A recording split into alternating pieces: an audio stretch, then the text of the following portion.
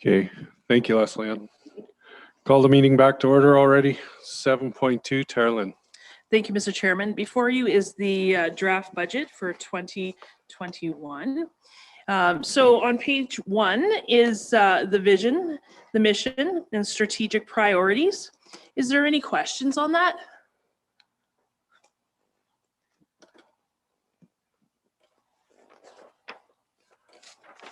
I think it's pretty self-explanatory. It's Yep. what we've all put Yeah, in it's place, here all the so. time. Yep, Yep. nope, totally cool. Just go over the table of contents. So we have background, executive summary, municipal contributions, budget summary, reserve summary, budget by function, and it lists all the functions. And then the last is we go to page 41 at the end of the document.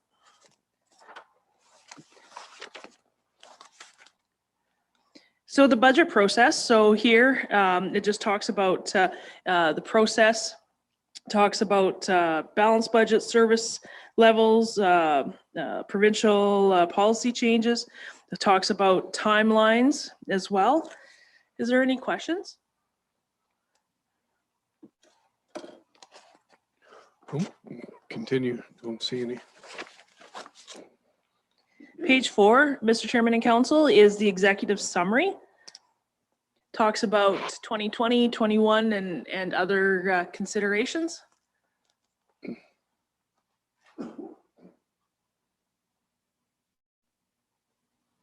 Okay, you're saying page 4 on, Oh, That's so page I'm 40. sorry, I'm looking at my, yeah, so I have my document, sorry.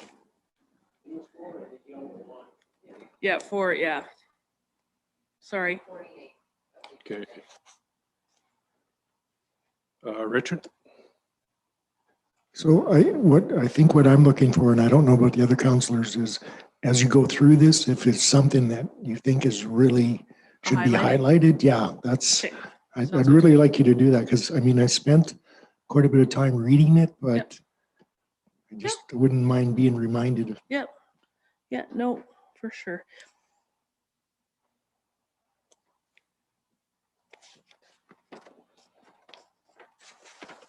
And then we'll move on to the contributions.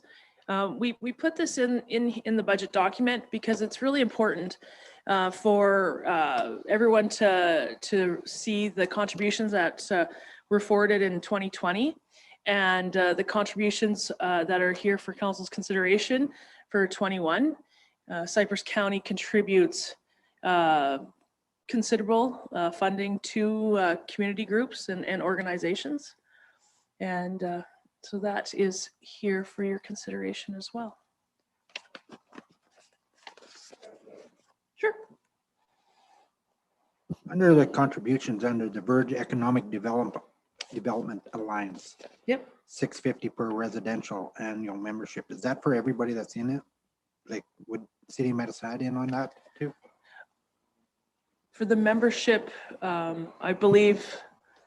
Jeffrey, he's got an answer for us back there. Perfect.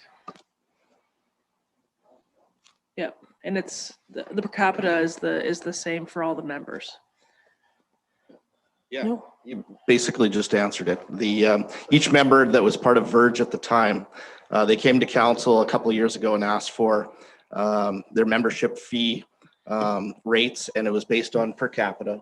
And each municipality had to pay the same per capita, but it was based on their population. So my understanding it is the town of Bow Island, 40 Mile, us, right?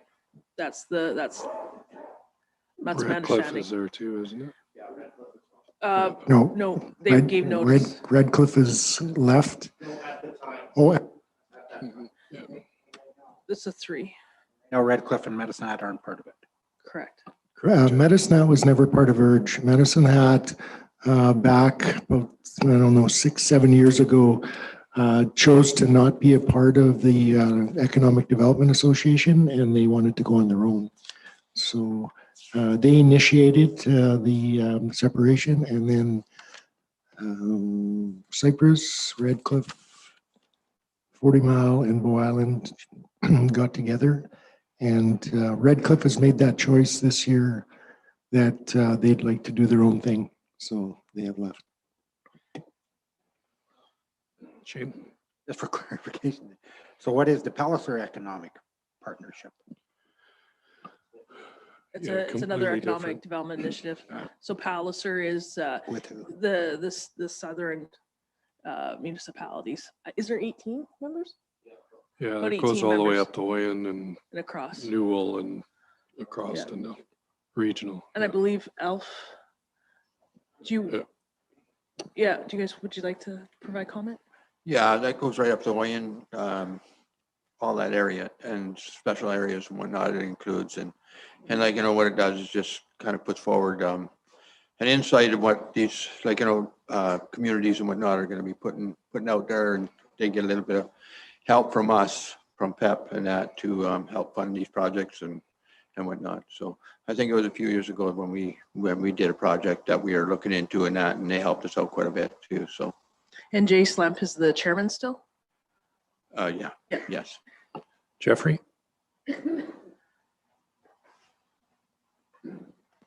So the difference between Verge, or the formerly Economic Development Alliance, and Palliser Economic Partnership is that Verge is more concentrating on economic development for their local area.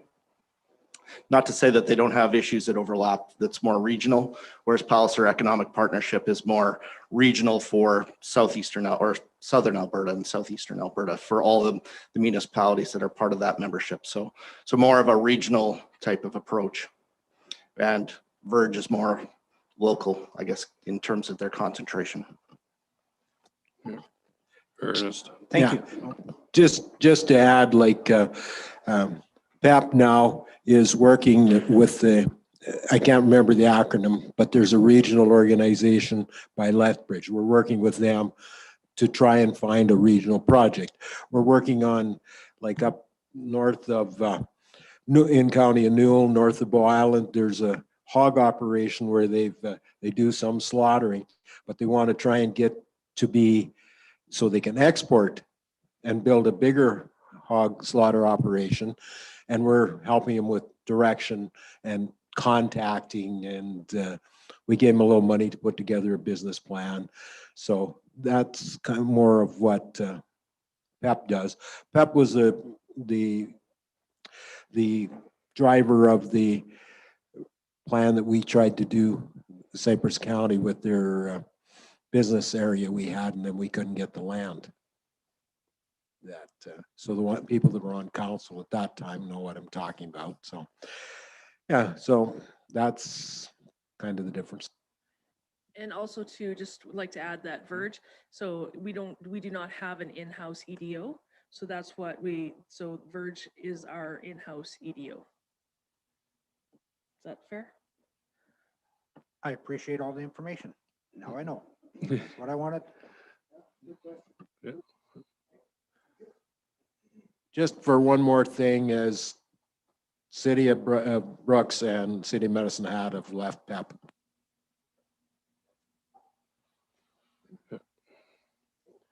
Okay, any other questions on that?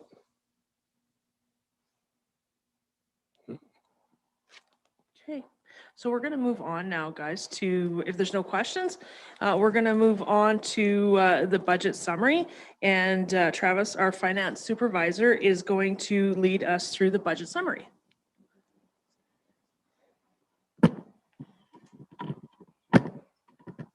Thanks, Tara Lynn, and thank you to the chair. I feel like I've sat in the back row in this room quite a bit for 3 or 4 years now, and you guys probably wondered if I actually even had a voice, but here we are. So thank you, everyone, for the opportunity today.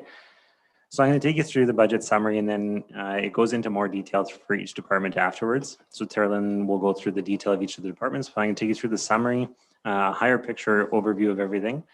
I'm going to go through reserves and what we're looking at in reserve funding for this year. We have some capital information here, but we haven't broken down. Typically, you guys got a capital budget at this point in time too. We've chosen this year to separate that off. So we're focusing more on an operating budget right now. And then in 2 weeks or a month or so, we'll bring back a capital budget and a full capital plan. There's nothing new in the capital plan this year that you guys haven't already seen. We've already approved the equipment replacement plan. Kim and the other departments have brought forward all of the individual projects. So there's nothing new that hasn't already been brought up.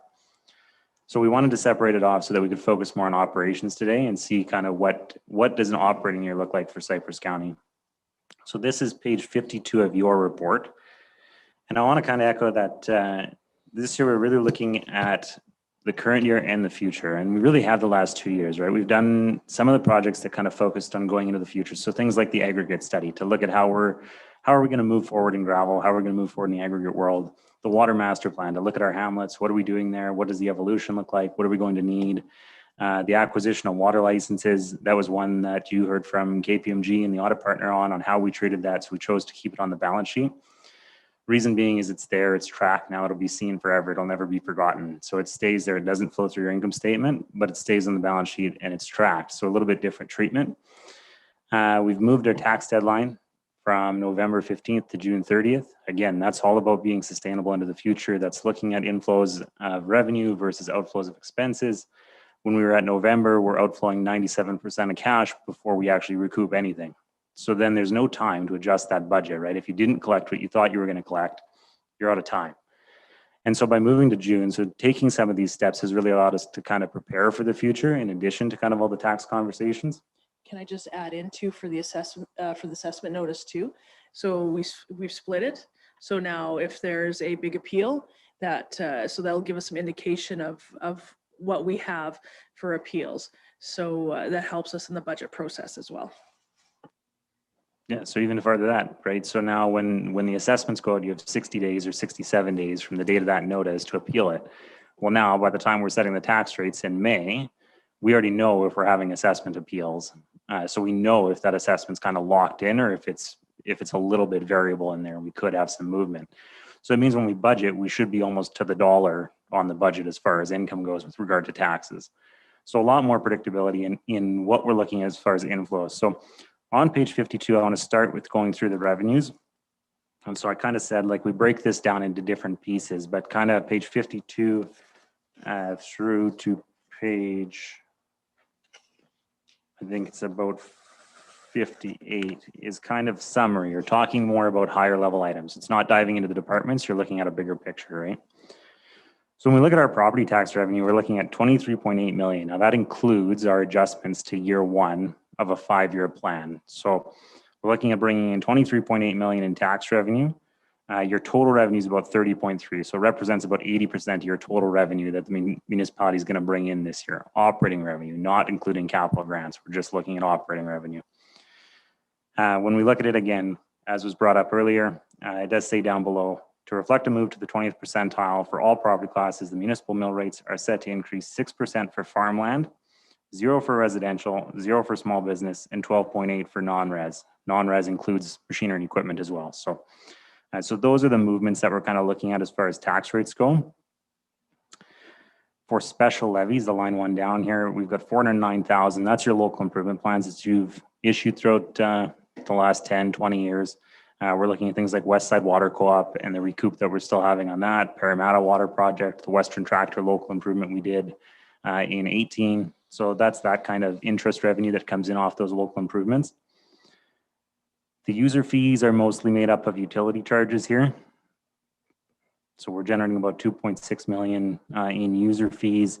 Utilities could be some permits, things like that could be in there as well. Government transfers for operating. So we said grants aren't in here. There's a difference. You get capital grants and operating grants. So capital grants get broken out. You've probably heard the term below the line. So here we're looking at a capital section down below. So the net income here is actually $2,849. That's just revenue minus expenses. The capital activity comes in down below. So when we talk about capital grants, they're separate. This is just, we're looking at government transfers for operating. It comes in at about 336,000 this year is our expectation. This is FCSS, Ag Services, MSI, we get a small operating grant from every year. So that's what's typically included in that section. Penalties, we have a small budget for penalties. Mostly here, we're talking tax penalties. Could be some utilities penalties in there here, but the majority of this is going to be tax penalties. When we look at investment income, we've got 1.8 million. Total investments right now is just shy of 90 million. So we're getting an average rate of return here on investments of about 2.5% on interest, give or take. If we included our market value appreciation, we would see different. Our portfolio right now is valued about 93 million and its cost is only about 89.5. We talk about this a lot, and it's the thing that I'll work on a lot with our investment advisors is if we want to move out of something, we have to move back into something. So if the home market is high, to sell at say 105, but to buy at 105 doesn't really make a lot of sense a lot of the time, right? So what it means is if we need liquidity, if we need that cash, we can sell it and have more than we started with. If you don't need the liquidity, you're basically getting into investments for the return on investment, whatever the coupon rate is. Right now, we're seeing typical coupon rates, give or take at 2%. It's pretty fair for liquid funds. Like we're talking 100% liquid. I can phone tomorrow and have the money. If we see something where something goes on or we miss something in budget and we get a phone call that we owe something. So we maintain that liquidity in the investment portfolio. I think our investment update comes in May, so you'll get more information on that. We have an annual update there. So licenses, permits, and fines, I think is kind of self-explanatory. Mostly development permits, could be some bylaw items. Other revenue here at 905,000. What we're looking at here is we have, so in addition to local improvements, we actually do have 2 separate loans that we've given out. One to the Cypress View Foundation and one to the Red Cliff Landfill. So here we're looking at that loan interest revenue. So the difference between a local improvement and a loan. Also offsite levies will come in here. So all that together brings you to a total operating revenue of 30.3 million this year. Up a little touch from last year. Again, mostly due to increase in tax revenue from adjusting that non-res rate. So if we move down to the expenditures and transfers, what we're looking at here, salaries and wages is our first item. That's your biggest expense really in the year. Bit of a jump this year. It's mostly due to COLA, some step increases, so just merit increases for folks who have moved up on the grid just based on their years of service or qualifications. I wanted to echo here that one of the things is we've got a number of positions vacant. When a position is vacant, you don't actually remove it from the budget. So what we might see here is at the end of the year, we might actually spend less than we're budgeting because you don't remove positions, right? We're assuming that either a person might return or we could have to fill a role. So, so if we look at the organization and see positions that are open, that's not going to reflect in your budget per se. Michelle? I just have a question. What does COLA mean? COLA is the cost of living adjustment. So what happens is, yeah, if you want more detail, we certainly can dive into what COLA is, but sorry. Yeah, cost of living. So it's based on basically what does a basket of goods cost last year versus the same basket of goods this year. And they're saying, so it's a federally determined number. They're saying it's 1.3% more this year than it would have been a year ago. Yeah, so it goes in every year.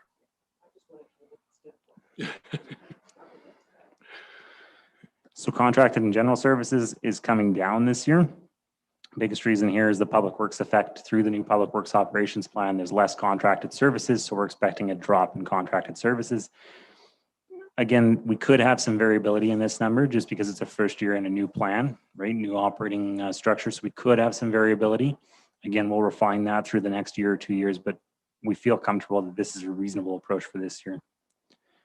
Purchases from other government, we're looking at RCMP costs here, fire services, your provincial policing model, that'll all come into here. So a little bit of an increase for this year compared to last year. Those are kind of the main contributing factors. Materials, goods, supplies, and utilities.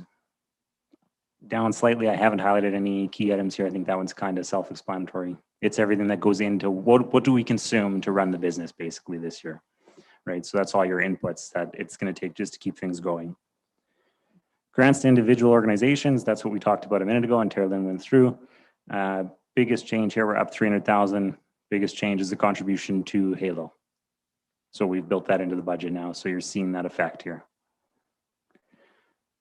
Depreciation at 7.3 million. Depreciation, I think for everyone is always kind of a gray concept, but the way to think of depreciation is it is an accounting estimate, right? So I mean, the way we think about depreciation is you've bought something, we'll say a unit or a tool, piece of equipment, it has a multi-year benefit to the company. So basically, there's an accounting principle called the matching principle that you have to tie revenues to expenses. So the idea here is that if a grader has a 5-year life that it's going to contribute to our revenue earning potential, I need to match the expense to the revenues, so to depreciate it over 5 years. One way to think about depreciation, though, it is a non-cash item. So when we balance the budget, it's not cash. This isn't, we're not talking there's No money's leaving the company for depreciation. This is just, you've spent money in the past. We're matching it now to the current year revenue it's creating. So kind of a distinction when we go between a cash budget and what's cash doing in the year to a balanced budget. You still have to account for the expense, right? Ernest? So when you're talking about depreciation, do we include things like our asphalt roads, water plants, our hard infrastructure? Sure, good question. To answer, yes. The short answer would be yes. Anything over certain thresholds. So we have in our purchasing policy, it sets out certain thresholds. So I think for any developer, it's anything over $10,000 is capitalized, and it could have a 50-year life. If the engineer report shows that it'll have a 50-year life, then that's what we depreciate it over. If it shows it'll have a 70-year life, that's what we'll depreciate it over. So I think you guys heard when John went over his presentation, he talked about a loss on a bridge that we demolished this year. It wasn't a real loss. We didn't lose any cash per se, but essentially what happens is the bridge was estimated at a 50-year life when it was built. So we were only 35 years into the life, which means there's essentially 15 years left in the pot that needs to flow through the income statement somehow. It would have flown through 1 year at a time, right, over the next 15 years. But because it's been written off or demolished, it needs to all flow through in 1 year. So similar to that concept, the answer would be yes. So that's why I just want to, so back in 2009, that's why we started doing TCA, tangible capital assets. Because before that, it was cash in, cash out, and there was no, like the bridge is a good example. So what they would not take that off the book. So it just continue accumulated surplus. So that's why TCA came to be, because you'd have an airport and it wouldn't depreciate, but it should, and it would just inflate. And so that's why they changed it. And provincial governments had been doing it for some time. It was time for municipalities to do it as well. Darcy? So it'd be safe to say if you're depreciating enough, that's what we should be putting into reserves, or we're going to lose ground. The short answer would be yes. The long answer would be, like we talked about on COLA, $1 yesterday is not the same as $1 tomorrow. So what we also want to build here is kind of 5-year, 10-year, 20-year capital plans that show what do we actually need tomorrow to replace what we have today. So depreciation is fully based, it's an accounting number, it's fully based on the original cost. It doesn't build in inflation or what tomorrow's cost is. So Today's cost even today's cost. So a short answer is, as a rough guide, yes. As kind of more detail, as a starting point, it's good, but as a finished product, you want to be a little more robust than that. So graders are good examples. So years ago when the dollar was good, we bought them at a certain price, and then the dollar went up and they inflated dramatically. And so even though we were depreciating out at the purchase price, we didn't have enough in the bank to purchase them in the depreciation bank. Does that make sense? Yeah, you didn't recapture. So you what do it on, costing. yeah, so you do it on what your purchase price was. Good. But it's better than what we used to do, because we didn't used to do that. Long-term debt here, when we built the water line to Irvin and Walsh, we financed that through Alberta Capital Finance Authority. This is a long-term debt payment. The current balance, the payments every year are the same. We pay $493,000 semi-annually. March and September we pay it. Current balance, if you're interested, $7.4 million. It ends in 2029. Interest is at 2.8%, so it's not as good as it was when we signed into it, but we're not super far. It's not like we're losing big amounts here by being in that debt. With ACFA, you can't prepay a loan. What happens is if you prepay it, they charge you the present value of the interest that you're prepaying. So your net effect is nothing. You might as well just leave it. Yeah, leave it alone.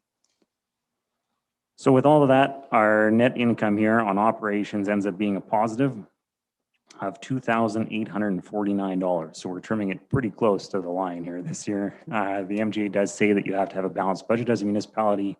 We're close, but we are a balanced budget here. It doesn't leave us a lot, but it leaves us a little bit. And we feel comfortable that our numbers are reasonably accurate.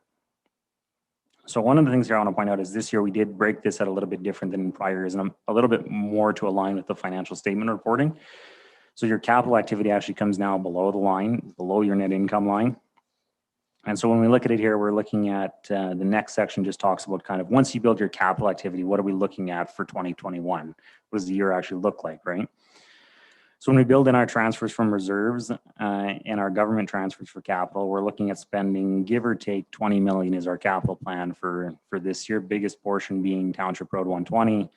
We've got an RM500 or our reclaimer in the schedule. That's $1 million.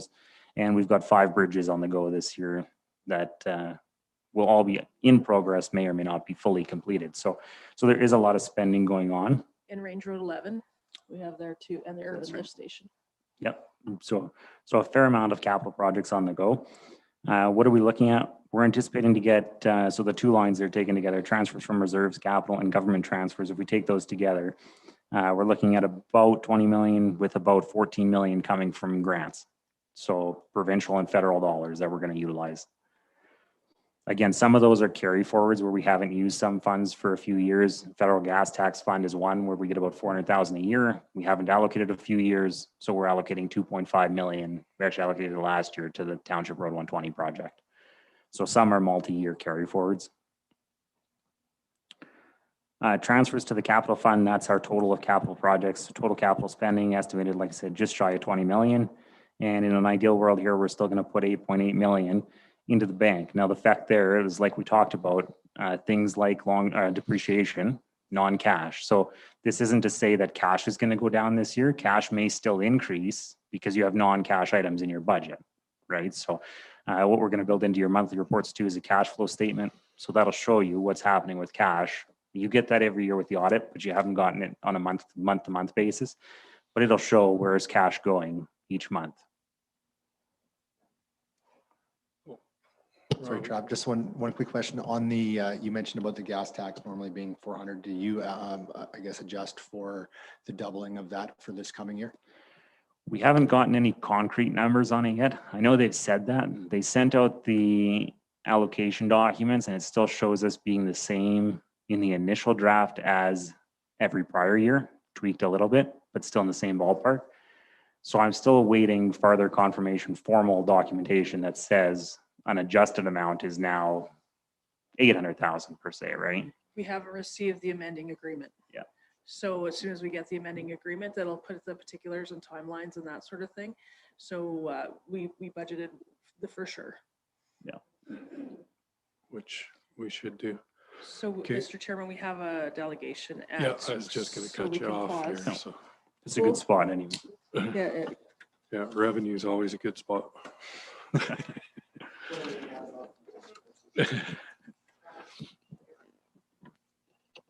Okay.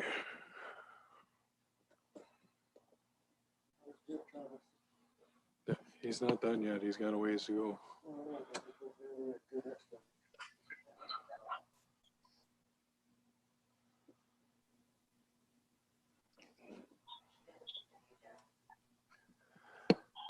Good afternoon, guys. Can you hear me now? I can.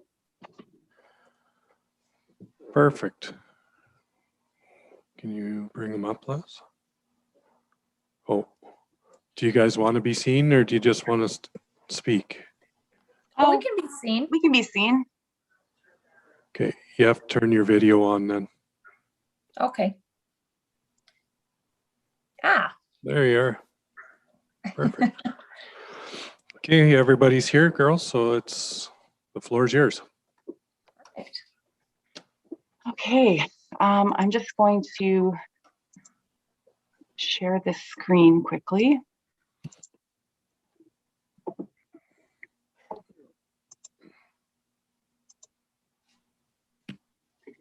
Can you see the presentation? Yes, we can. Okay. Okay, well, thank you for allowing us to present today. I am Jody Phillips, Secretary of the DCA, and this is Director Olivia Wenham. Today, we would like to give you a brief update on what's happening with the DCA, recent steps we've taken to reestablish our organization, and let you know the priorities of our group.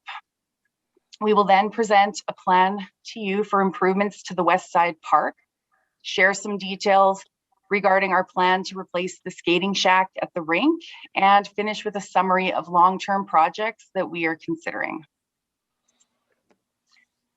A completely new board of directors was elected in August last year. The last large-scale project the DCA was involved in was the East Side Park in 2014. So over the last 7 years, the DCA has been inactive on large-scale initiatives and so has not been highly visible in the community. Our first challenge was to bring all of the association documents and filing requirements up to date. And by February of this year, we updated our bylaws, established objectives of the association, defined the DCA boundary for membership, and brought all of our filings up to date. As a group, we have created clear priorities that we believe are the next steps to reviving the DCA. Our number one priority is to establish general membership for the association. We need to energize the community to get involved. We want to raise the level of awareness of the DCA and also build bench strength so future board transitions are seamless and initiatives can carry on. To do this, we need a method of communication with members and the public. We have developed a website that offers information on projects, the ability to participate in opinion polls and contact us directly with questions and concerns. We can advertise upcoming events and educate the community on what the DCA does and what we're responsible for. Our goal is to be transparent and engage on projects and activities that are important to the community. We want the membership to decide the direction we go. And for the first time in our 43-year history, the DCA is offering an online method for payment of membership fees. So hopefully being more accessible, that will make membership more attractive. The website will be going live this Friday. As for improvements to our rec spaces, we have prioritized addressing the unsafe structures and equipment at the West Side Park and plan to replace the warm-up shack at the outdoor skating rink. Olivia will share more details about those plans shortly. Visibility for the association is key to drawing members and getting participation. So these projects were selected not only for their practicality, but because they are so highly visible. We want to start a wave of excitement and anticipation, hopefully culminating in the revival of Dunmore Days, COVID allowing, of course. A community-wide event celebrating volunteerism and the improvements to our rec spaces will hopefully inspire others to get involved and offer a membership drive opportunity. And this ties very nicely into our fourth priority for this year. We believe that the success of future capital projects depends on community fundraising, financial and volunteer support, and grants. And all of these things tie back to having a strong foundation of membership. I am going to pass it off to Olivia to talk about our project goals for this year. Thanks, Jody. Okay, so before getting into the details, I'm just going to kind of rip the Band-Aid off. The DCA is here to request funding from Cypress County in the amount of $50,000 to improve the West Side Park. So in October of last year, we started working with Blue Imp and we created a plan for the park that would address safety concerns and would revitalize existing equipment to keep the costs down. After an inspection, Blue Imp made recommendations to replace certain pieces based on age or safety factors. So since some of playground equipment is coming out, we obviously want to replace those pieces so the park is still fun and engaging for kids. You'll notice included in the plan is a recommendation to wash all of the pea gravel since it has to be removed anyway. It will also be run through a screen, which will remove any debris or garbage that it's worked its way down inside over the years. If the county supports this project, the DCEA is prepared to notify and communicate with the public, organize community volunteers, work with the contractors, and we will contribute $10,000 to this project. So to give you a better idea of the scope, let's move on to the next slide. So The old tires, there are a few of them, will be removed completely along with the lighthouse slide you see pictured.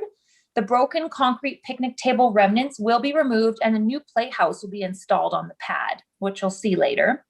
The 4 platforms on the climbing equipment in the smaller enclosure will be removed and replaced since they were extremely worn and splintered, and they will not be replaced with wood again. They were replaced with Blue Imp's special material that is meant to last forever.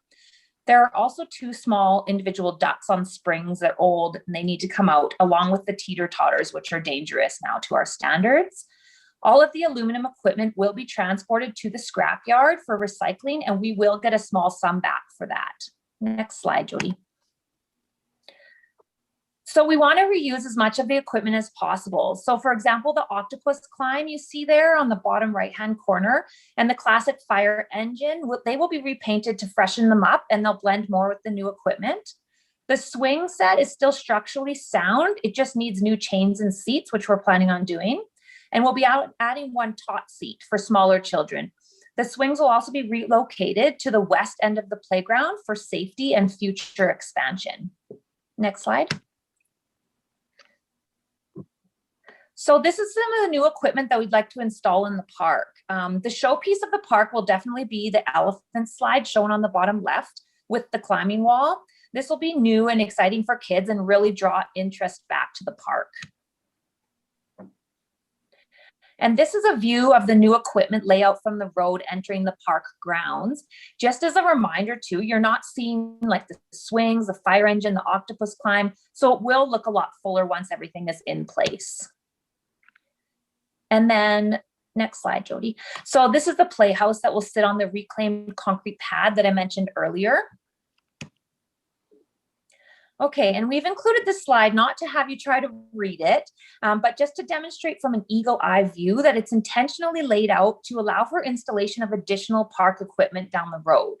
We have tried to keep realistic goals for this project, and we feel that this plan meets the need for a fun, safe place for Dunmore kids to play. So that leads us to the cost summary for the project. The total estimated cost for the project is $60,000. We are asking Cypress County to approve $50,000 towards it, and the DCA will contribute the remaining $10,000. So moving on to our next project to be completed this year. Okay, so we would like to tear down the existing skate shack and replace it with a new 12-foot by 20-foot garage package. So we want to be really clear that we're not seeking any funds for the county for this project.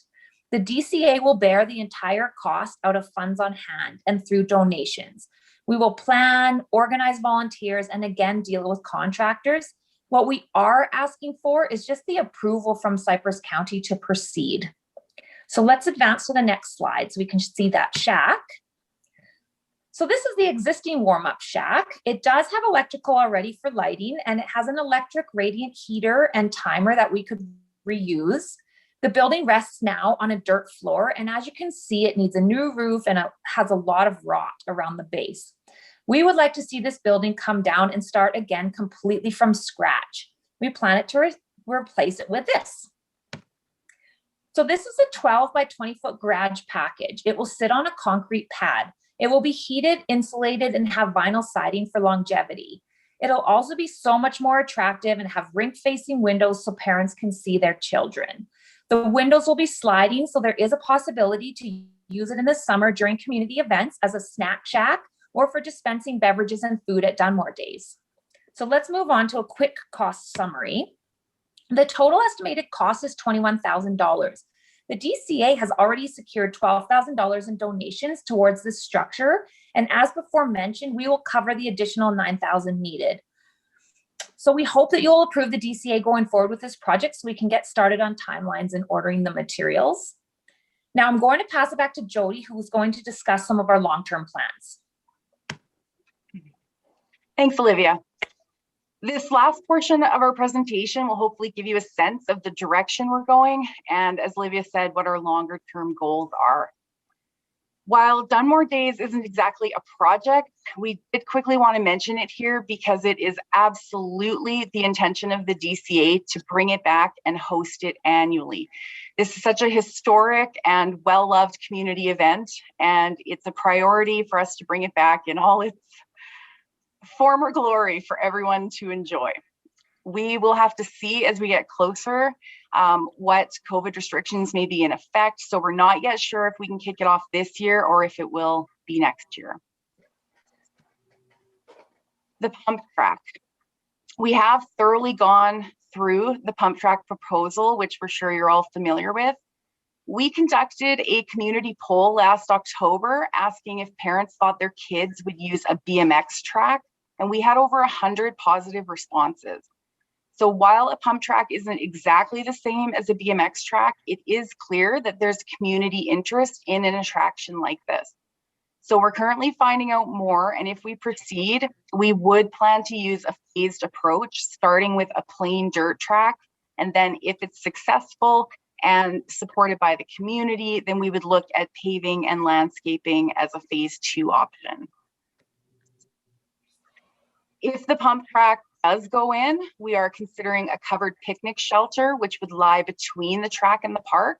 So this would anchor the spaces together and also create just a nice shaded area and viewing location for observing activities at the track and the ball diamond.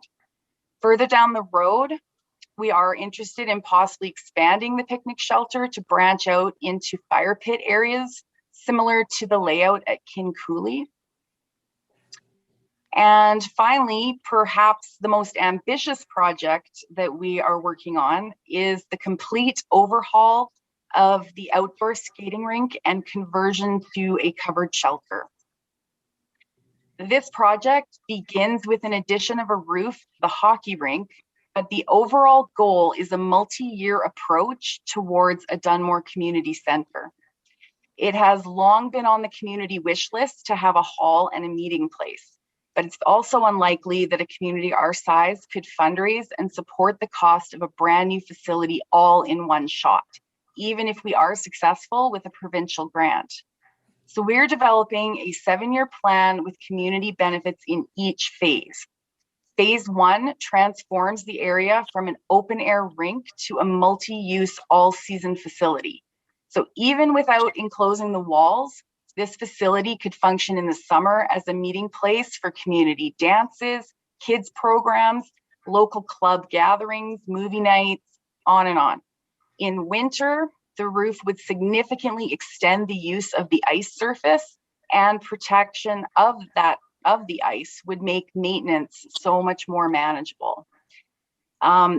This is structurally designed to be enclosed, so if the community decides to convert it down the road, a significant portion of the cost of a meeting hall has already now been paid. I will leave it at that. We could talk on and on about other projects, but hopefully this glimpse into these long-term plans gives you a sense of what we're pursuing. So just to wrap it up, I just want to bring us back to the reason we're here today. We are asking for $50,000 to repair and upgrade the West Side Park, and for your approval and permission to proceed with replacing the skate shack. And we very much thank you for the opportunity to present today. Does anyone have any questions? Thank you very much for your presentation. Does anybody, Dustin? I guess a question for staff, actually, what to do with their skate shack, if they're fully funding it, they really don't actually have to ask for permission to do an upgrade onto the property, do they? Technically, the property is Cypress County's that exists already. So It would be yes, appropriate. appropriate thing would be to ask permission to get rid of that. Because once they build this new shack on here, it becomes our Cypress County's property again. Okay, fair. So we hold the insurance for the structures because it's on in the name of the county. So just to give you guys a heads up on there, you seen the picture of the old outhouse on there. I just found out about it last Wednesday, how bad it was, and Cypress County already took over on Thursday and went and deemed it unsafe and wrapped it up, and we're trying to get it out sometime this week so that nobody gets hurt on it. because it is our liability. Is there any other questions, or Robin? Just more of a comment. Jody and Olivia, thank you for the presentation. It was well done, well presented, and hopefully we can get back to you guys on something here soon. Question for staff with regards to our budget that has allocation in there for parks and stuff like that. What is that at currently?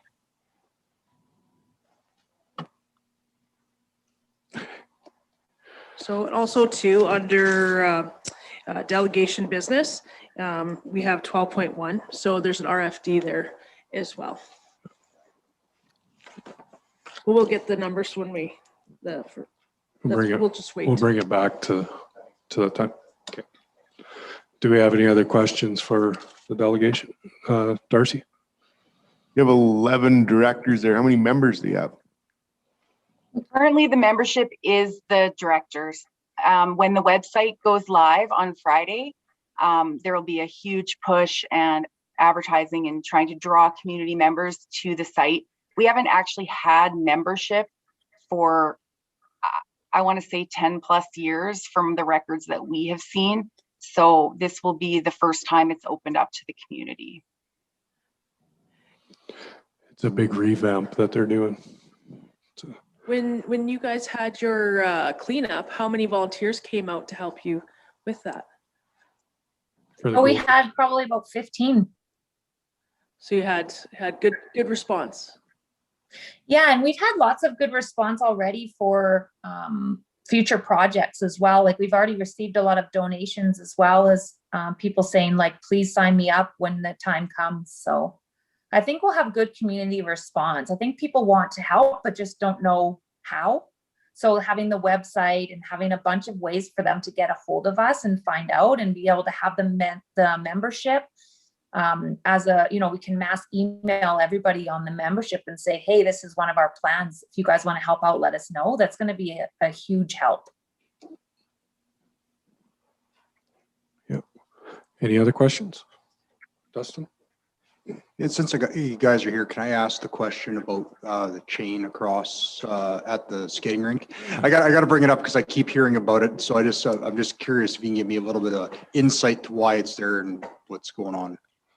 So the chain has been removed. The reason it was there historically was to block the area during rink maintenance, which the volunteers were having a very difficult time performing that maintenance when people were coming in. And then it's sort of morphed into protecting the assets in the area and preventing illicit or illegal activities from occurring because that area was so closed off and private. So we have decided as a board to remove it for now, and we'll see activities. We are also going to be, during our cleanup coming up in May, we're going to remove some of the Lilac Road just to open it up and make it more visible from the road to hopefully discourage some of those activities from occurring.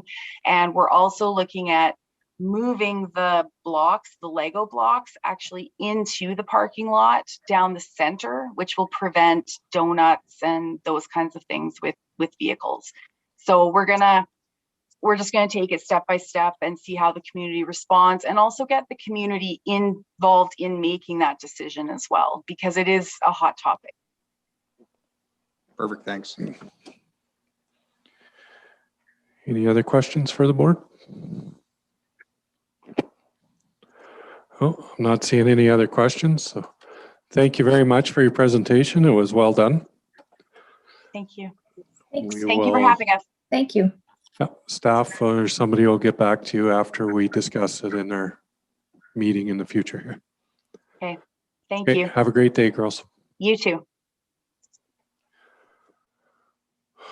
Okay, when's our next one?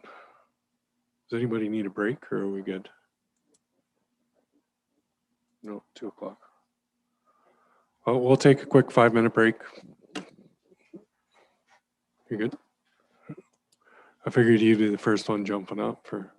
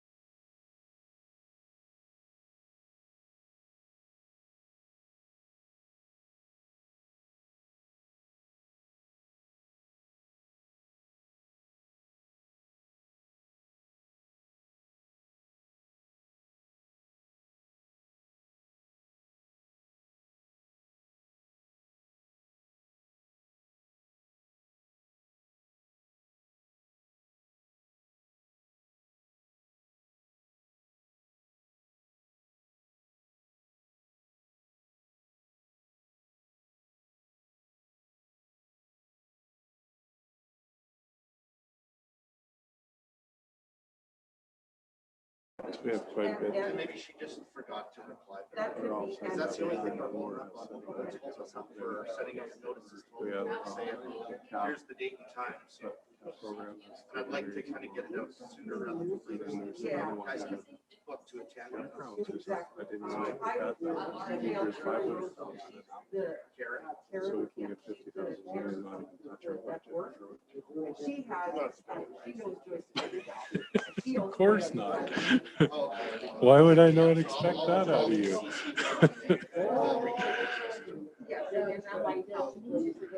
She knows it better than I do. I just met her last week together.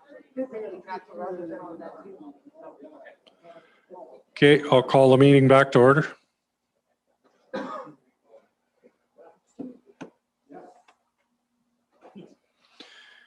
Oh, I forget what page we are on now.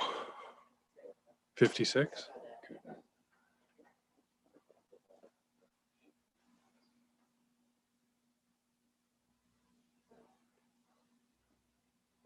Okay, thanks. Call the meeting back to order and we'll hand it back over to. So is there any Charlotte. questions so far? What page were we on? 56, yeah. Not seeing any questions? We can continue? Yep. Yep. Okay, so we'll just do a little recap there. So basically, I mean, like we said, $2,849, that's your surplus in your operating budget for the year. We will circle back, Councillor Kirkbride, to your question when we get into the details on the departments. So we'll come back to that question. So that's your operating budget, some highlights of the capital plan. When we go to page 56, we're looking more at reserve funds. Reserve funds are a way to think of reserve funds. And you hear the auditor talk about this, but reserve funds are really, he says they're your residual income in your company, right? They're what you have, they're what you've built up. So when we talk about reserves, this is really our planning for tomorrow. Where does the money come from tomorrow? What comes from reserves? It comes from future revenues, but reserves is what we've put in the bank to help us for tomorrow. So on the odd chance, right, the tax revenue does decrease. Reserves is where you're pulling the funds out of it to balance a budget in the current year if you don't want to cut services, right? So we've got an amount in reserves. Right now, we've got 94 million in reserves. We sit relatively happy in terms of reserves. So one of the things we look at it for financial health on reserves is, do you have cash and liquid accounts in your assets? When you go to your balance sheet, do you have liquid assets that you could cover all of your reserves? We say we have 94 million in reserves. If I took cash plus investments, I've got $94 million. So we can fund all of what we've put into reserves, which is a strong financial position. It means we're managing cash while we're holding cash while we're not just giving it away. A couple that I wanted to kind of draw some attention to here was the community aggregate payment levy. This was implemented in 2019, I believe, is when we brought this in. Lots of discussion in 18, I believe it came in 19. So 25 cents, I believe it's per ton on items that are hauled. So what this has amounted to over the last 2 years, we've got 360,000 in that reserve. So it's done well. So that was set and applied, basically distributed through the vendors in the community. So that reserve's done well. I wanted to highlight kind of the asset retirement obligation reserve. This was new in 2020. And what we're building here is basically a fallback in case asset retirement obligations become a bigger liability than we expect. We know that there potentially is asset retirement obligations with the gravel pits. There could be some older county buildings that may have asbestos or other items in it that need to be remediated or retired in a proper way. This is a new thing as far as accounting standards go. In the audit presentation, he talked about that as well. So this is a new standard that's coming into effect where municipalities are now required to establish a value to any asset retirement obligation, and you have to put the money away to offset for that in the future. Much like we've seen in the oil field in the last oil and gas sector in the last kind of 3-4 years, they're expecting municipalities to be equally as reliant, as sustainable for our liabilities in the future. So asset retirement obligation is a new one last year. This is only year 2 of it. The debenture sinking fund simply ties to that long-term debt. So it moves with that long-term debt that we maintain. I didn't have a plan to highlight any other ones. The withdrawals that we're seeing here, that's your capital funding for the year. That's not grant funded. So that's, as we move across here, that's your third column on withdrawals. So For water and sewer fund, we're expected to take funds out here for the 7-person sewer. Administrative is simply the IT budget for the year. So that had previously been funded in kind of a roundabout way. The way that it was budgeted here before was we would allocate funds to the reserve and take funds out of the reserve every year based on actuals. So that's all that administrative cost is. Vehicles, machinery, and equipment is what was approved in February, March, as far as funds coming out there. Again, biggest one being the reclaimer. The unexpended funds, what you see there for 498,000, we're talking about funds for projects that you've approved in a prior year. So it might be a study, it might be, you know, a community development plan where it wasn't completed in that year and you've got to roll the funds into the next year. So that's all that unexpended funds is looking at. The debenture fund, like we said, that's 772. That's the principal portion of your debt payments for the year. And the 1.1 million is public works projects. So accelerated rehab fund is used for public works projects. Likely there, we were looking at the offset to bridges. So bridges 75-25 from the STIP plan means we have to cover 25% and it's coming out of that reserve. I didn't plan to go into any other further detail on these. We do have, I wanted to, I guess, add to this, what's not shown here. These are just your restricted reserves. You also have unrestricted reserves, which aren't shown here. It's give or take $10 million. And so that moves basically to offset operating deficiencies. If we have to pick something up for operations, you have an unrestricted reserve that can cover that. If we say we want to allocate an additional 6 million somewhere to a different reserve, we have that ability, and you guys have that ability to do that throughout the year.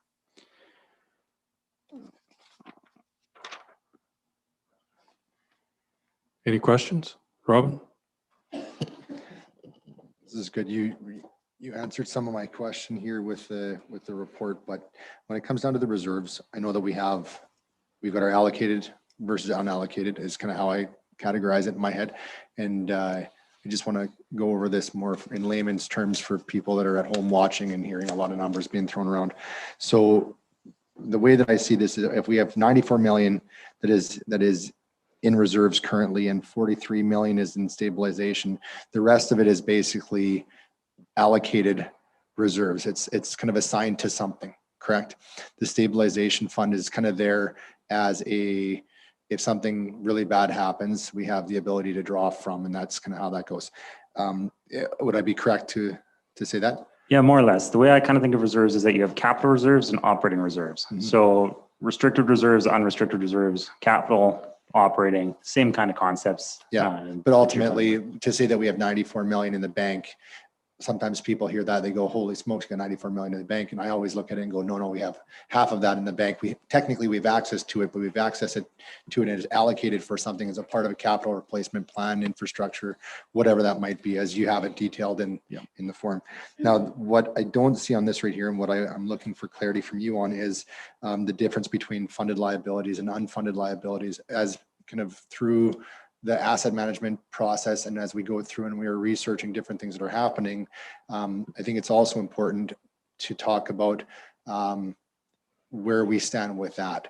And so is there anything that you can, provide for us as far as an update on where we're at with some of our different programs and what we've looked into and what potential future expenses are? Because I know that through asset management, that was something that oftentimes comes up that isn't necessarily a part of our reserves.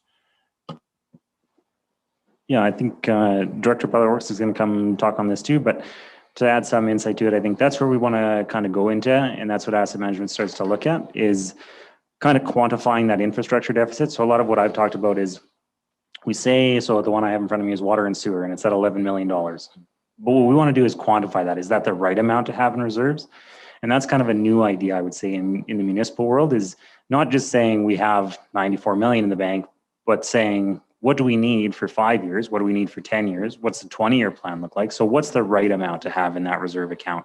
And so when we look at some might be overfunded, some might be underfunded, but that's where we really want to start to look at and start quantifying. And what Kim, our Director of Public Works, and I will start to work on here going forward is kind of building out that capital plan, looking at that infrastructure deficit and really starting to quantify and tie that back to the reserve balances.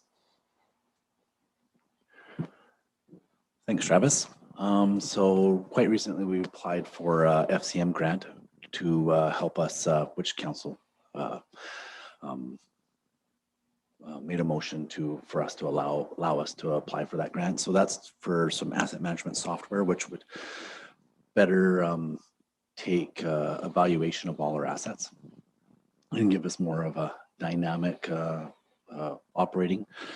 Now, one of the things about our asset management or some of our liabilities is we've captured the big projects, like in our liabilities, but we haven't captured any culverts. We haven't captured signs, Texas gates, things that we might not think that is a large number, but when you have 15,000 culverts out there at approximately 10,000 a piece, that adds some value. So those are the things that we want to capture in the asset management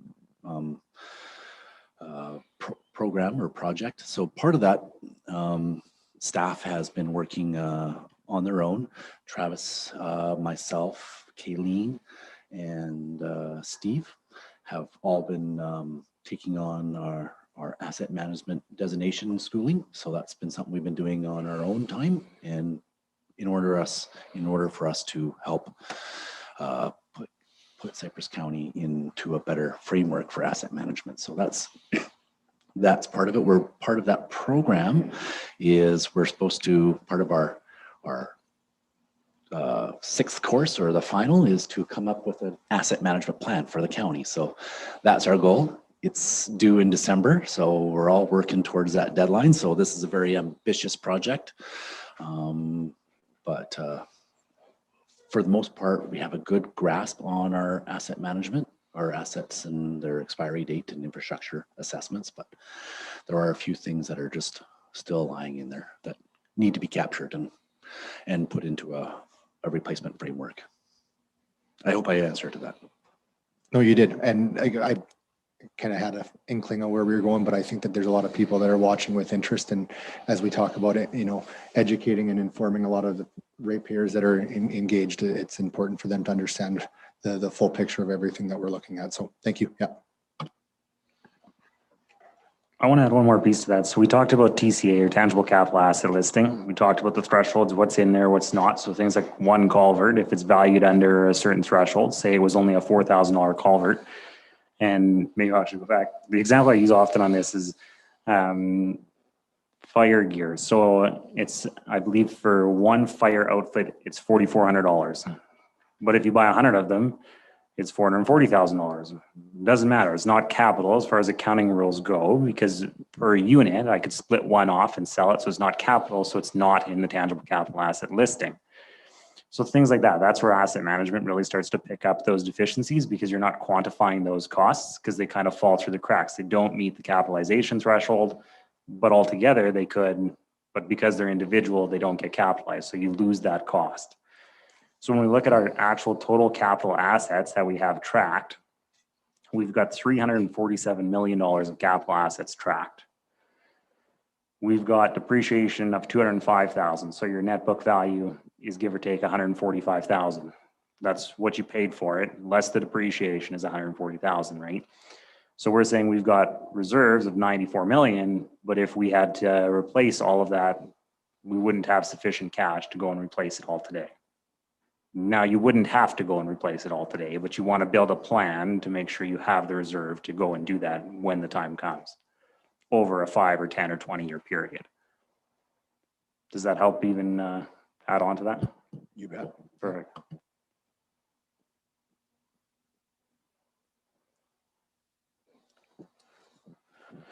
Okay, is there any further questions? Just when we were talking about assets like culverts and cattle guards and stuff. So with the cattle guards, how many of them are tied to like oil and gas production? Do we have a number of those assets that go, are not part of the lease road, but are involved in the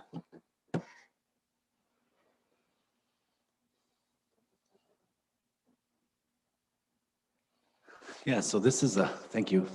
This is a project that we just started last year. So it's not something that we've actually even captured. It was kind of a group conversation that started looking at what's in our road liability. So right now we're at about 2,000 cattle crossings, and we we only had a couple hundred on our record. So those are lots installed by industry, but they're installed in our road right away. So if they had agreement or don't have agreement or whatever the case, but they're still in our road right away and they've been there for a long period of time. So we've reached out to other counties, and other counties, like for example, Newell is working through a project with their with industry to take over those assets. So that's something that they're working on. So we're researching what other areas they're doing, and that's something that when we capture the full amount of the program, we were going to bring it back to council and get direction, because that's a council decision. So, but yeah, there's a lot of assets out there, and we're just doing them all by GIS right now. And I think the flyover was supposed to happen today or yesterday. Flight today. I think it's today. It was but we're hoping that that's gonna also shed some light on the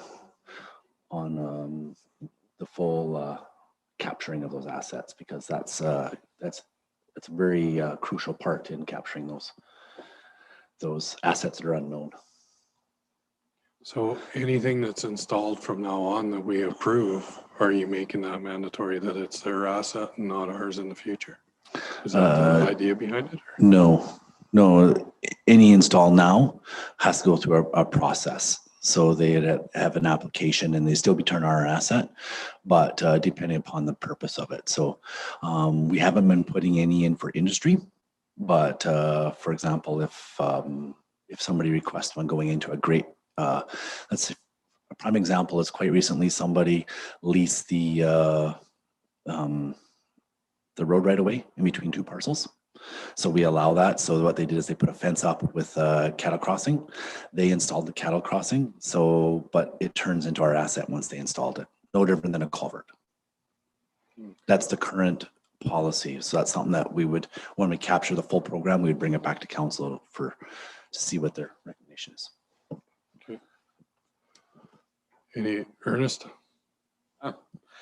I have since we're talking about roads on leases and stuff, this is a little off the budget, but if somebody has a road allowance next to their property, and I guess I'll jump back a step and go to the Elkwater Park. The park is moving their fence boundary from the south side of the road allowance to the park, which then puts the road allowance unfenced in somebody's property. So I guess my question, I'm not sure if it's budgetary, but does the fence rules apply that they have to fix because it's our road allowance? Does the person that's using it have to fix half the fence?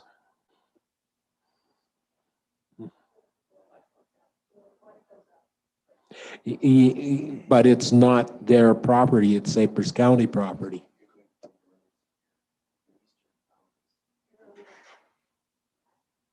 We'll have to look into that. Yeah, see, But you're right, that's not budgetary, so that's something we can bring back and look into. We will, we'll talk later about. well, it could have a budgetary impact. They're just moving that fence this year, right? And last year they did a bit. Starting when the snow melts. Well, they didn't get any done last year. No, they did some surveying. Oh, okay. And they discovered that they're anything from 2 feet to 70 feet out of line. Oh, wow. Plus or minus. But Okay. we'll talk later about that, and I'll get more information and we'll bring that back. Okay, back over to Travis. Yeah, so at this point, I've got some closing comments for the very end, but I think Tara Lynn's going to take you through the actual departments. And if there's any questions, then we'll cover them as we go. Okay. Thank you. You've got 6 minutes. 6 minutes. No. So I don't know what page it is for you guys. 50, 60, 58. Oh, so yeah, so 50. So if you go to 59 is legislative, and that is council. And in here, so it talks about services and programs provided. It talks about the 2021 key priorities. So this is your department, your priorities.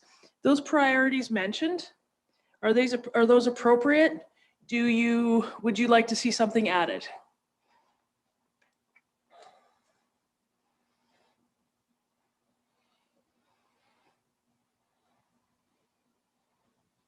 Darcy? What is the contracted and general services category?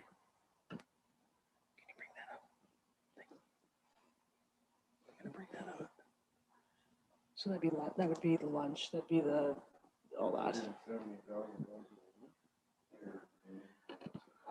RMA, it's all lumped together. Yeah, through the chair there, that would be meetings and lunches, but also travel, accommodations, training, all of that is lumped in there. There's a little bit of supplies in there, small balance for supplies. Volunteer Yeah. appreciation night.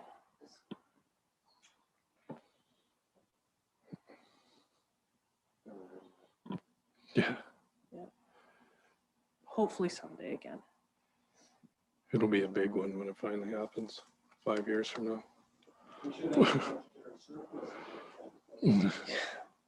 So under key priorities, is there anything else that you guys would like as part of a key priority? Robin? I just need clarity on your question. It sounds to me like it's a strategic planning type of a question. But technically, if we have our strategic planning up to date, from an operations perspective, this should just be you saying, here's what we need to deliver it, right? Yeah, Ultimately. so currently that's within each spending area, we put the key priority. So what we could do is relate it back to the strategic plan, the goals. Mhm. That was previous before. Yeah. Is that? Yeah, we can add that. I guess what my gut is telling me is that it's a bad time for us to be having a strategic planning conversation in the midst of a budget, if this fits what the strategic plan is, and because it just needs to refer to it if you guys are comfortable with that.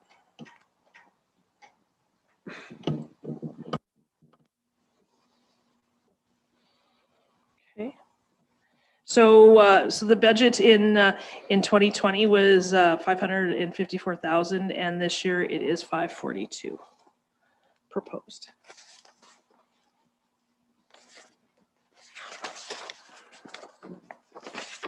Okay. So emergency management talks about what emergency management is, and under variances, the contribution to HALO is allocated to emergency management. So that is the increase from 219 to 345.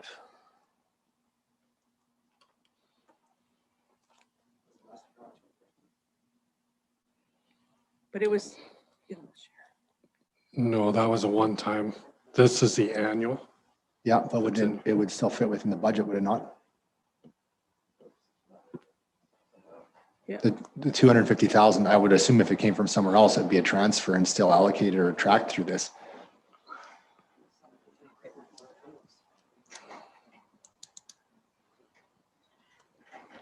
I'm just thinking from keeping it clean and simple, right? It should be. I believe it was included in last year's budget. When council amended that, it was added to the 2020 budget. So it's not reflected now as an ongoing expense in the current year budget. That was a one-time item that would have been added into the 2020 budget. So yeah, I'm looking at the 2020 budget and it says that individual grants is 175,500.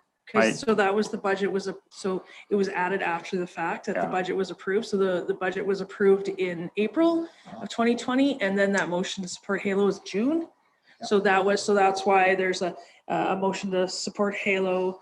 And then that's why we always put, like, after a budget is approved, we always put where that money's coming from. I get that part. So it was expense. So this is the budget for 2020. And so the 250 motion was after the budget was approved. So it would not be reflective in this. So it either needs to come from the 2020 budget or the 2021 budget, but it's got to come from one of them, right? So after the motion, it would still have to be tracked. No, you're accurate. I think it's just not, the 2020 budget number didn't get updated on this document afterwards. Yeah. But so it's in 2020, not affecting your 2021 column. It's Yeah. just not, it didn't get reflected in the That's right. 2020 column. So would it make sense then to ask for an amendment to update that portion for transparency purposes? I think that would be appropriate. We can update the prior year number, yeah. Yeah.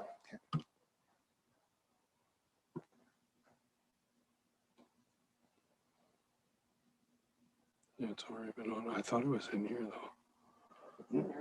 It's in here somewhere, but that 250, it was allocated under something else somewhere. Transfer to other organizations, yes, we have to account for that. Those same time that we give to another organization. Page 50, yeah. 50? Yeah, it's under the emergency management section. So that's where it's. Yeah. We're under that's- emergency management now, right? So it's just one page that just needs to be updated is all. Yeah. Yeah. Right. Okay. Yep.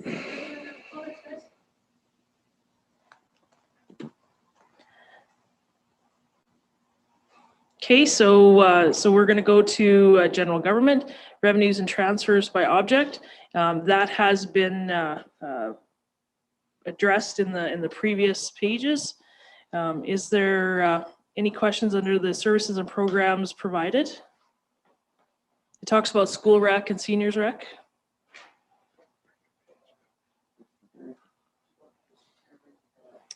$18. Sorry. 63, yeah.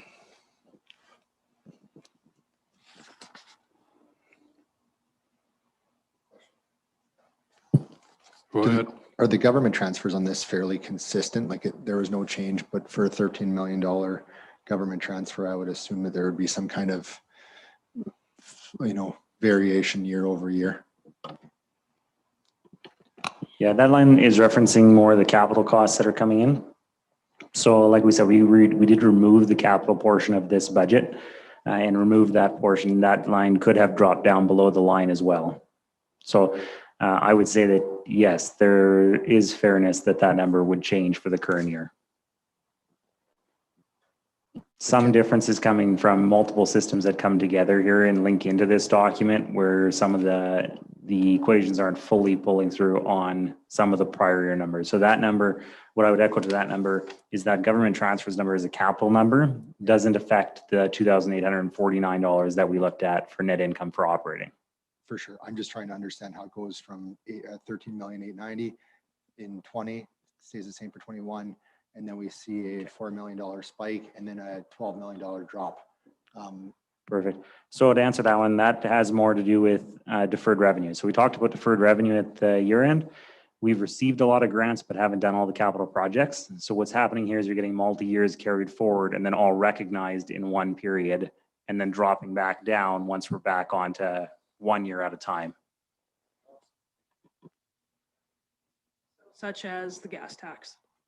So the 400 accumulated, and then we're spending it on 120. Does that make sense? Any other questions?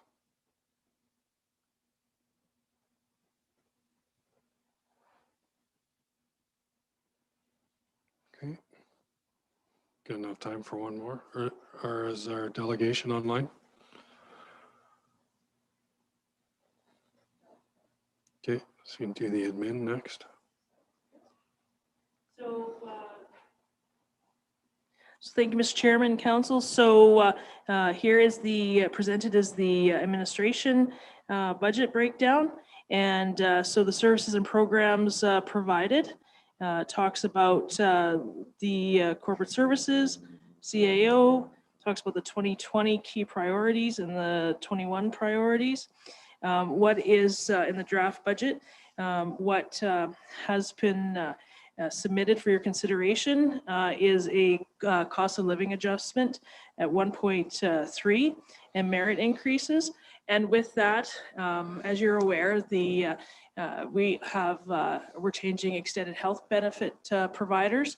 So that is a decrease of $100,000, and the cost of COLA and the merit is 140. So there is it would be 40,000 more with the offset of the decrease in the benefits. Also, too, what was an increase was our WCB premiums. We will have, due to a circumstance that occurred a couple years ago, we will be in a higher bracket till about 2022, 23. Don't. We had a serious incident. Yeah. We had a serious incident, and since we've worked to achieve core, and core works to reduce that premium, and they go off your, I think it's your most recent 3 years on a cycle. So as one bad year falls off, we should replace it with a good year and add core on, and we should see a reduction in, as Carolyn said, 22, 23 in there. And then also too, they look at the industry standard as well. So there's an equation that they use. Yeah. So. Yeah, you can have one bad year and then it screws you up for 3 or 4 years. Yeah, yeah. So, Mr. Chairman and Council, so the expenditures and transfer by object, it is slightly less than the prior year. And also to our insurance has gone up as well.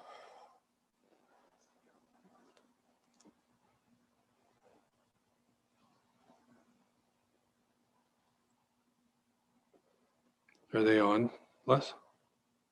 No? Okay. We'll go to the next one. So the next one is assessment. So we have the services and programs provided, the 21 key priorities, and the budget went up slightly from 326 to 329 proposed.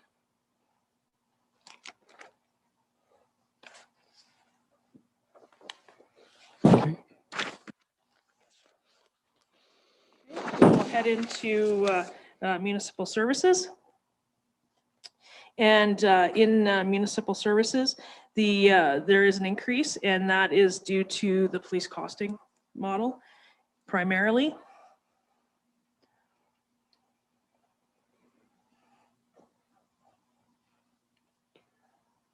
And pardon? So, and also, so the services and programs provided is here for your consideration. Well, we knew the police modeling was coming. There wasn't anything we could do about that. So Yeah. it's no shock there.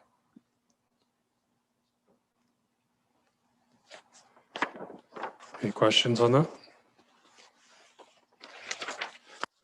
Go ahead to the next one. Fire services, expenditures and transfer by object. It has gone down from 1.955 to 1.781. Following that is the services and programs provided and the 21 key priorities.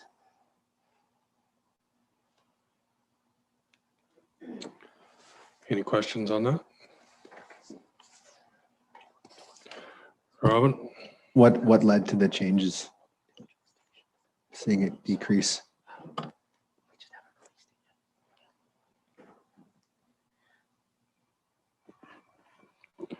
Sorry, Robin, can you rephrase the question there? Yeah, no worries. Just the going from 1.8 down to 1.66. What was the, like there's contracted and general services, looks like there's a significant drop there, and then materials, goods, services. Is that more equipment? Because I wouldn't think it would be equipment because that would probably fall under depreciation, I'm thinking, but. So it was to reflect actual previous years and the cost of supplies that it reflected previous years. So that's why it dropped, went down. Remember last year we had a bunch of stuff that was expiring and they had to add on a whole bunch last year. So that's why it would come down. So we're good. I think that was good for 5 or 10 years or something once we replace that.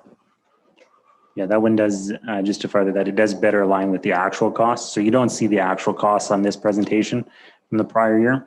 Just the budget. Just the budget from the prior year. So again, something we'll look to build into in the future. But this adjustment down does better align with our actual costs incurred in the prior years. Dustin? Sorry. What years is it all our BAs need to be replaced? This year. Oh, that's in our capital. Yeah, that was in the capital that was presented a couple of meetings ago. Yeah, I just couldn't remember if it was this year, last year, or next year, or whatever. Yeah. And the 5,000 to the community group, to the fire halls, that's in here. It just has not been released yet.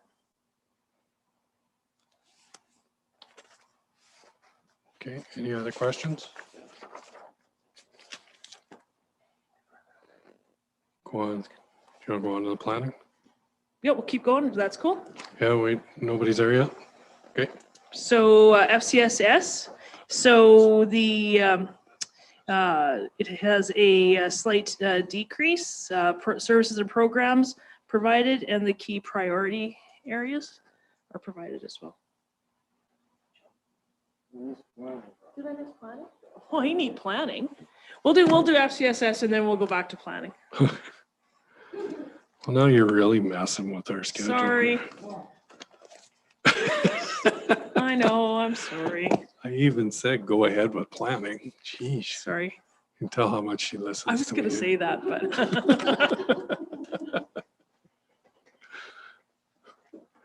Okay, any questions on the FCSS? We'll go back to planning. How does that sound? So before you, Mr. Chairman, is planning services. Sorry about that. Expenditures and transfers by object. The budget has decreased from 598 to 582. And below that is the services and programs provided. Talks about development permits, subdivisions, and the 2021 key priorities.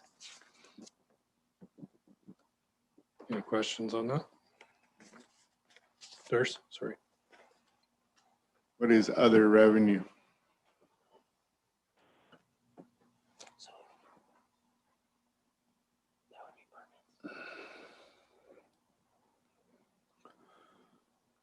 $342.